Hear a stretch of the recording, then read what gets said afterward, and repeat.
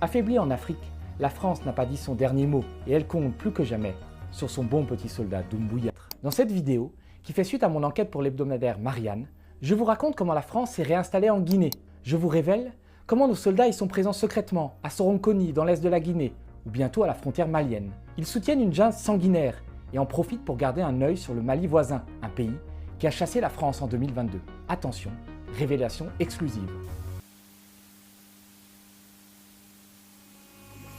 Pour la France, le Mali ne fut que le premier domino à tomber au Sahel. Le Burkina Faso et le Niger devaient suivre, ou à la faveur de coups d'État, des présidents francophiles devaient être remplacés par des militaires, qui eux, le sont beaucoup moins. Mais pour Macron, il est hors de question que la France perde son précaré dans ses anciennes colonies. Notre pays allait s'accrocher au lambeau de son empire, comme un pilier de bar à sa dernière bière. On a perdu le Mali, le Burkina, le Niger, qu'à cela ne tienne. On va se trouver d'autres points de chute, d'autres dictateurs, plus accommodants, et surtout qui ne se sont pas accoquinés avec les Russes. C'est ainsi que l'Élysée a renforcé ces derniers mois sa coopération militaire avec le Bénin ou avec la Guinée, un pays d'Afrique de l'Ouest où, coup de chance, un ancien légionnaire français a pris le pouvoir en 2021. Pour Macron, c'est comme dans les westerns de Clint Eastwood, l'Afrique se divise en deux.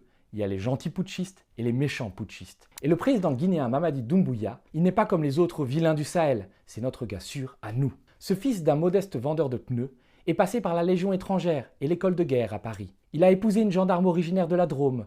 Doumbouya a même prétendu avoir obtenu un master à l'université Paris-Assas, qu'il n'a en réalité jamais décroché. Alors, à Paris, quand Doumbouya a pris le pouvoir, on a sauté de joie. La France avait enfin trouvé le pantin idéal pour remettre pied dans cette Guinée dont elle avait été chassée en 1958. Très vite après le coup d'État, Paris a repris sa coopération militaire avec Conakry et elle ne l'a jamais arrêtée.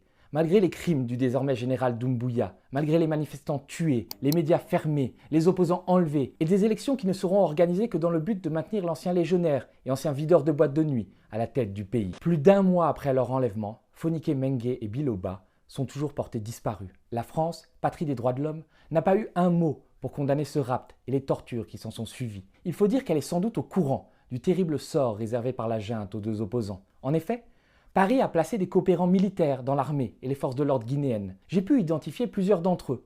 C'est ainsi qu'un gendarme français, le lieutenant-colonel Christophe Lasguez, chevalier de la Légion d'honneur depuis 2023, a revêtu l'uniforme guinéen et est devenu le conseiller du patron de la gendarmerie locale, le général Bala Samora. Selon plusieurs sources concordantes, Samora est l'un des commanditaires de l'enlèvement des deux opposants. Le colonel français Lasguez est-il au courant de quelque chose? Les avocats des disparus ont demandé en tout cas son audition par la justice française. Mais quoi qu'il en soit, il n'est pas le seul officier hexagonal à travailler main dans la main avec le régime de Doumbouya et à être au cœur d'une impitoyable machine de répression. L'attaché de défense à l'ambassade de France, le lieutenant-colonel Karim Sa, est ainsi un intime du président, avec lequel il prie régulièrement le vendredi. Grâce au fait que Doumbouya soit son poteau, Karim Sa vient d'être prolongé d'1 an à son poste. Mais les militaires français ne se contentent pas de jouer les éminences grises à Conakry, la capitale. Ils chaperonnent directement les troupes d'élite guinéennes, ces mêmes troupes qui sont accusés d'exactions sur les opposants. Grâce à une longue enquête, et photos à l'appui, j'ai pu prouver pour la première fois la présence régulière de soldats français à l'est du pays, plus précisément dans le camp militaire de Soronkoni. Ces troupes, issues des éléments français, forment les forces spéciales locales ou encore les GFIR, le groupement des forces d'intervention rapide,